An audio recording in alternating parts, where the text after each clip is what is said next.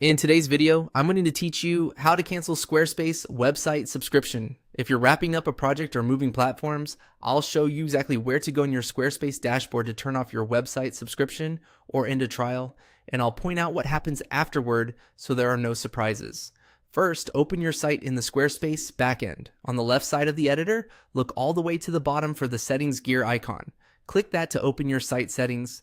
This is where Squarespace keeps everything related to accounts, billing, and site controls. Inside settings, go to billing. Depending on your version, it may read billing and subscriptions, but you're looking for the section that shows how you're paying for services. Next, choose subscriptions. This page lists every active Squarespace product tied to the site, such as your website plan, domains, or other add-ons.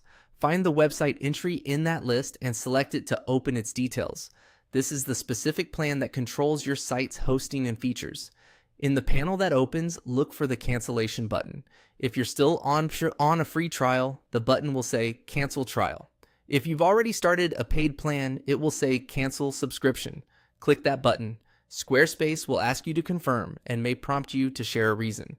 Read the notes on the screen so you understand the timing.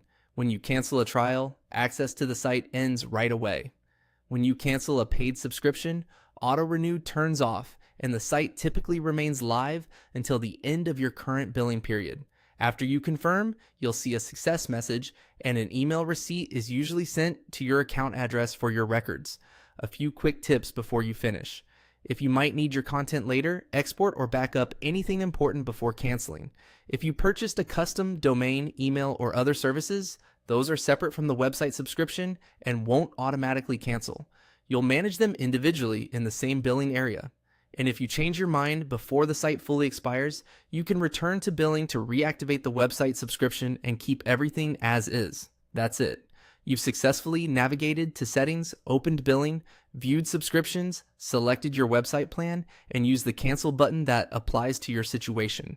Thanks for watching, and good luck with your next project.